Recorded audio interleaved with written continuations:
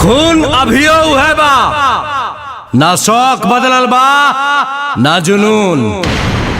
सुन ले फिर से, रियासत गइल बा रुतबा ना, रौबा खौफ आज भी उहै बा।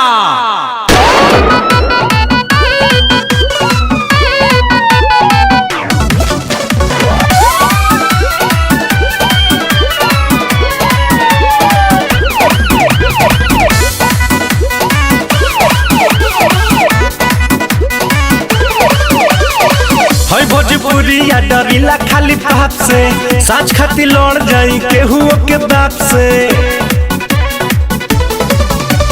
हई भोजपुरिया डरिला खाली बाप से, साँच खाती लड़ जाई केहू के बाप से।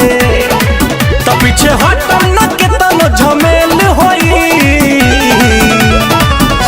आज जेल होई काल बेल होई, परसों से उहे खेल होई। आज जेल होई कल बेल होई, परसों से उहे खेल होई।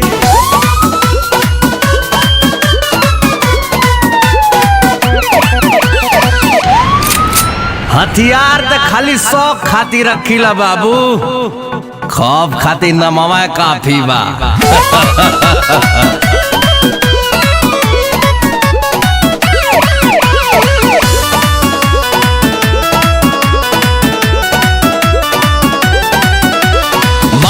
पगरिया अमुहवा में पान बा, पिस्टल कमर में आसीना उतान बा। इहे तो असली भोजपुरिया के पहचान बा। इहे तो असली भोजपुरिया के पहचान बा। भारी सौ पाएक अकेल होई, आज जेल होई काल बेल होई, परसों से उहे खेल होई। आज जेल होई कल बेल होई, परसों से उहे खेल होई।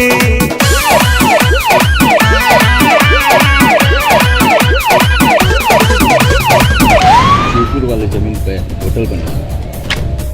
हाँ देवरंजीत जी, आज से आपके प्राइवेट स्कूल में गरीब बच्चा मुफ्त में पढ़िए।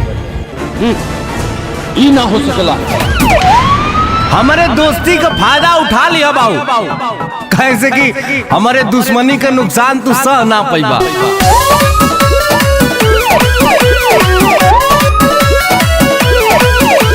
पाका हई हम अपना जुबान के, ले हम जान बात आई जान पे। करी ले न सही ले माटी के अपमान के,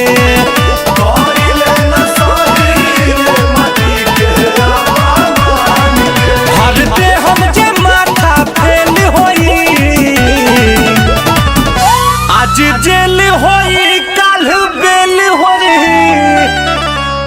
परसों से उहे खेल होई। आज जेल होई काल बेल होई, परसों से उहे खेल होई। सिकंदर तो हम अपनी मर्जी से हैं, पर हम यहाँ दुनिया नहीं दिल जीतने आए हैं।